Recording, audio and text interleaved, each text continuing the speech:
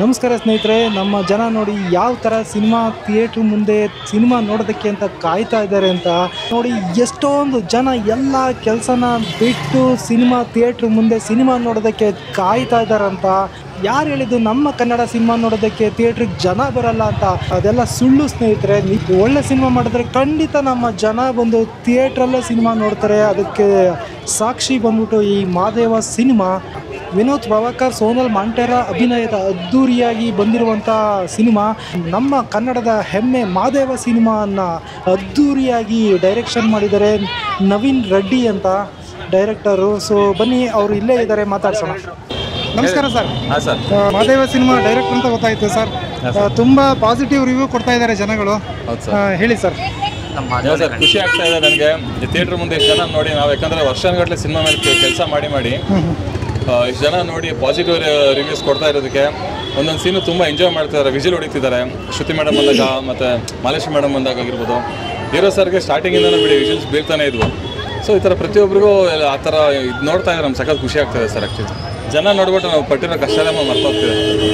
ಇನ್ನೊಂದು ವಿಷಯ ಅಂದರೆ, ಜನಗಳು ಥಿಯೇಟ್ರ್ ಮುಂದೆ ಇಷ್ಟೊಂದು ಜನ ಇದ್ದದ್ದು ನೋಡಿ ತುಂಬಾ ಖುಷಿ ಆಯಿತು. ಅದು ಇವತ್ತು ಸ್ಯಾಟರ್ಡೇ ವೀಕೆಂಡಲ್ಲಿ ಕೆಲವೊಂದು ಟೈಮ್ ಇಷ್ಟೊಂದು ಜನ ಬರ್ತಾ ಇರಲಿಲ್ಲ ಅಂತ. ಮನೇಲಿದ್ದ ಜನನ ನೀವು ಥಿಯೇಟ್ರಿಗೆ ಕರೆದಿದ್ದೀರಾ, ಬರೋ ಥರ ಮಾಡಿದ್ದೀರಾ? ಬಂದಿದ್ದಾರೆ. ಇದು ಕಣ್ಮುಂದೆನೇ ಇದೆ.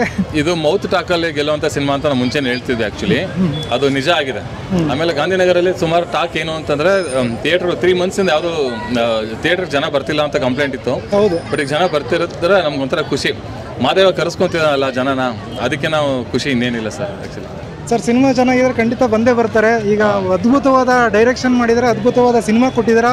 ಹಾಗೆ ನಮ್ಮ ಟೈಗರ್ ಪ್ರಭಾಕರ್ ಸರ್ ಮಗ ವಿನೋದ್ ಪ್ರಭಾಕರ್ ಅವರು ಕೂಡ ಅದ್ಭುತವಾಗಿ ಆ್ಯಕ್ಟಿಂಗ್ ಮಾಡಿದ್ದಾರೆ ಅಂತ ಎಲ್ಲರೂ ರಿವ್ಯೂ ಕೊಡ್ತಾ ಇದ್ದಾರೆ ಪಾಸಿಟಿವ್ ಆಗಿ. ಮತ್ತು ಸರ್, ಸಾಂಗ್ಸು ಕೂಡ ತುಂಬ ಚೆನ್ನಾಗಿದೆ, ತುಂಬ ಅದ್ಭುತವಾಗಿದೆ. ಸಾಂಗ್ಸು ಮುಂಚೆನೇ ರಿಲೀಸ್ ಮಾಡಿದ್ದು ಈ ಸಿನಿಮಾಗೊಂದು ಅಡ್ವಾಂಟೇಜ್ ಆಯಿತು.